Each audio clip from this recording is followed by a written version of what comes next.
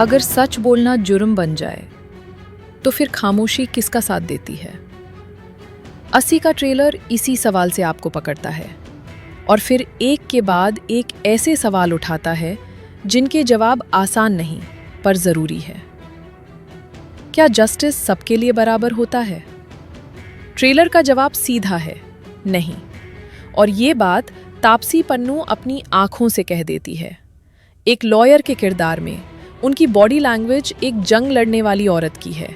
Shoulder straight, jaw clenched, आंखों में controlled आग। ये गुस्सा चिल्लाता नहीं, ये गुस्सा इंतजार करता है। और जब वो बोलती है, लगता है जैसे सिस्टम को डॉक पे खड़ा कर दिया हो। जब दर्द बोलने की हिम्मत करे तो क्या हम सुनते हैं? कनी कुसरुती का किरदार इस सवाल का सबसे दर्दनाक जवाब है। एक सर्वाइवर के रूप में उनका पेन लाउड नहीं, वो दबा हुआ, सफोकेटिंग और शर्म से भरा हुआ है।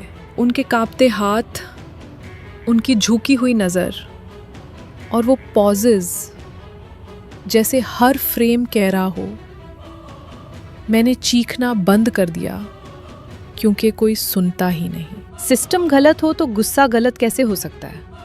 यहीं पर मोहम्मद ज़ीशान अयूब अपनी शार्प अनसेटलिंग प्रेजेंस के साथ आते हैं। एक ऐसा चेहरा जो सिस्टम के ग्रे जोन्स को रिप्रेजेंट करता है। कुमुद मिश्रा और मनोज पाहवा अथॉरिटी के रूप में नजर आते हैं, जहां पावर ज़्यादा बोलती है और एम्पथी सिर्फ एक फॉर्मेलिटी बनकर रह जाती है। क्या पुरानी नस्लों की खामोशी आज के जख्मों की वजह है? इस सवाल का जवाब मिलता है रेवथी, नसीरुद्दीन शाह, सुप्रिया पाठक और सीमा पाहवा की प्रेजेंस से।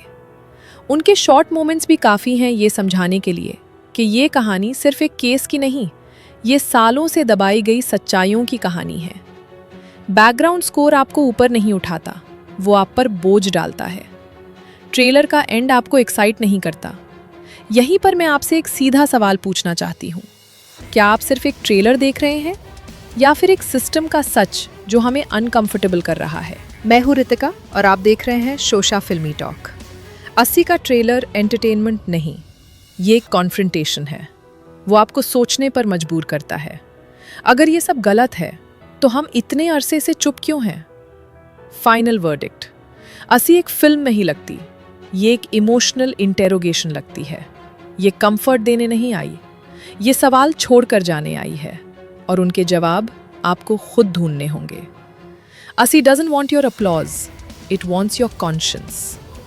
तो सवाल ये नहीं है कि 80 अच्छी फिल्म होगी या नहीं। सवाल ये है, क्या हम इतनी हिम्मत रखते हैं कि इसका सच देख सकें? अगर आपको ये रिव्यू सोचने पर मजबूर कर गया, लाइक कीजिए, शोशा फिल्मी टॉक को सब्सक्राइब कीजिए और बेल आइकन ज़रूर प्रेस कीजिए, क्योंकि ऐसी कहानियाँ मिस नहीं की जाती। मैं हूँ रितिका और 80 नेटफ्लिक्स पर रिलीज़ हो रही है। देखिए और खुद से पूछिए, हम इतनी देर तक चुप क्यों रहे?